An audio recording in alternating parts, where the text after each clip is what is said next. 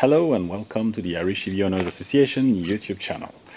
My name is Guillaume, I'm your overseas correspondent, and today we're going to answer the question, is driving faster really faster? Let's hop in the car and I'll show you what I mean. Okay, so today I'm driving from here, Nantes, all the way to a small village in the south of Normandy. SatNav is telling me 235 kilometers, that's mostly motorway, in 2 hours and 16 minutes with 34% of battery to spare. I'm with the standard plus Model 3, so that's a 55 kilowatt hours battery and quite efficient car on the motorway.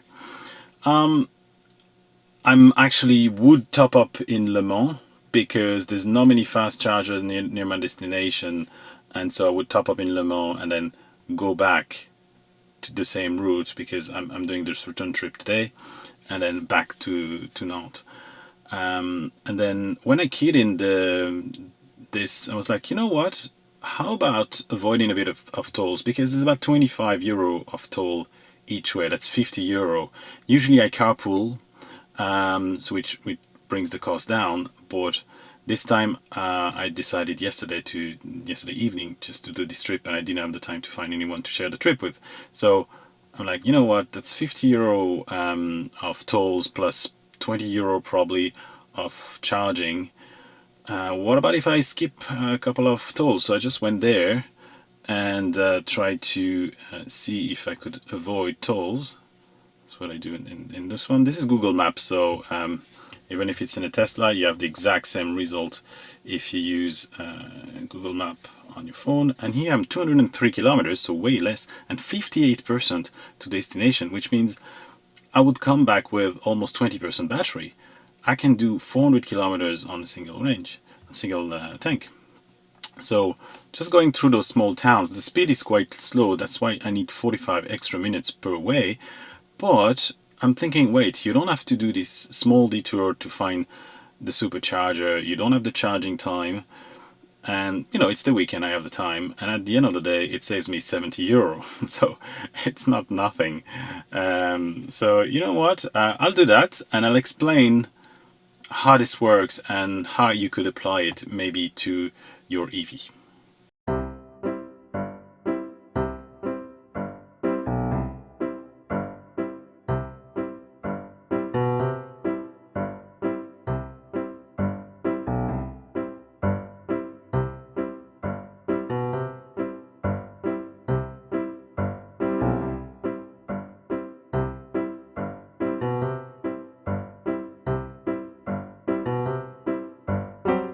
So after the way up, I used 54%, so I have 46% left after 206 kilometers. So this is not great. That's 12.6 kilowatt hours per 100 kilometers, which is actually quite good, but that's due to the efficiency of the Model 3. Now, I don't think I'm gonna be able to make it if I drive the same way, so I'm just gonna drive normally, maybe a bit more economically. I think I should be okay. I have minus 3% in destination, so that's for my trip. Now, back to the question itself. The original question is driving faster? In this instance, in my trip here, yes, it's definitely, motorway is definitely a better choice in terms of pure speed. Even though there is one or two top-ups of like 15-20 minutes each, the hour and a half total that you lose by driving the smaller roads like this ones, it doesn't pay back. So so it is gonna take me more time, definitely.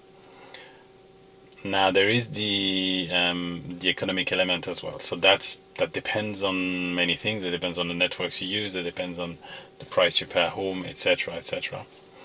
Well, in my case, because of the toll, that's, as I said, about 70 euro trip, down to 7 if I don't use any of it. So that's 70 on top of the 7 initial charge. that's what it cost me to charge a car home. So that there's a huge difference in this case. I know in Ireland there are no real tolls that are so expensive like they are here. So that's a different equation that you have to do if you do it. But it's important to understand that the fastest you go, the more energy you're going to consume, and the longer your stops will be. And sometimes you could have a motorway that's not really straight, and this shortcut or something like this will save you just enough kilometers, and because you'll drive a bit slower, you'll be able to make it all the way, or maybe save one charge or whatever. And that the time to charge, if you deduct that from the extra time you've been taking on the road, I'm sure there are many situations even in Ireland where it's worth it purely by the time, regardless of the cost. Of course, it depends on the car as well. So in the Tesla they can handle very high speed still very efficiently, and they charge very fast, so it's okay. But I was just thinking, if that very trip I did, I've done it with a Zoe. The Renault Zoe has a similar size battery. It's not as efficient as the Tesla. It might be a bit tight, but it could have been possible to do that same trip on one go. I think it's possible. And in that instance, if you're taking the motorway, the efficiency of the Zoe on the motorway is not great. So definitely needs a couple of top-ups. And the thing is, because it charged only at 50 kilowatt, those top-ups would probably last much longer, 30 or 40 minutes each. And then if you add up this, you end up with a very similar overall driving time. Well, not driving, actually, total time. So it really depends on the car. You have to calculate. The Tesla are the cars that are most efficient and charge faster. So usually drive fast with those cars. There's no problem. But if you have a car that's charged quite slow, you're probably better off taking some shortcuts and shortening your route and driving a bit slower as well. And then it'll make it work. And even if you take the motorway, so if you go from Cork to Dublin, if you use the motorway, the normal way, just by driving a bit slower, you'll save energy, and maybe you will save one top up, and this could save you. The time ain't worth it. The total driving, the time you spend on your trip might be shorter by driving slower. That's for sure. The sweet spot on the older EVs is usually around 90, 95. I'm thinking about the Leaf Mark 1, maybe 100 kilometers an hour on some, but all those cars that are not particularly efficient and that do charge at 50 kilowatt, you shouldn't drive much faster than 100. It shouldn't be efficient. Anyway, I would be really curious to know about your experience, if you have thought about that in the past, if you've done a similar trip at maybe 120 and then 100 kilometers an hour, and maybe you noticed a marginal difference, no difference, or maybe faster at a slower speed. Please let us know in the comment. I would be really curious to know, and tell us which car you've done that trip with. And that's about it. I hope you liked that little video. I will give you a very last update when I arrive home. I'll tell you if I made it on that single charge or not. If I make it, I will give you all the details for that.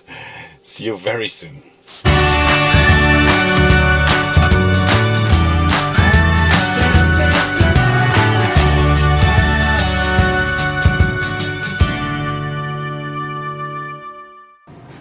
I'm back home now, so just to let you know, I couldn't make it on the full charge that whole trip. Unfortunately, I did not manage to save enough electricity on the way back. So I actually did 415 kilometers, and I had to do a 5-person top up just before coming, and I'm coming with 1 person. So I use 104% of the battery. But if you look at the consumption, that's about 12.2 on the whole trip, you think, yeah, 12.2 multiplied by 400 kilometers, that should be enough. It is about probably around 49 kilowatt hours. So my theory is that when I was stationary, I was stationary for a bit, a few times. I had to stop and take a call and text and email. And during those times, I had the air conditioning running. It's over 30 degrees this afternoon, 32 now. And, that's used a lot of energy. And I think it doesn't count if you're stationary. It counts the air conditioning only when it's driving. And I think that's where the kilowatt hours are gone. Because I could see the percentage dropping when stationary, but not the average energy consumption. So that's my theory, but I don't know exactly by how much, and I'm not sure what's the actual battery capacity. We would need to do a different test, but that's okay. Alright, so that's it. So I hope you enjoyed this little video, and I may see you another time. Have a good one.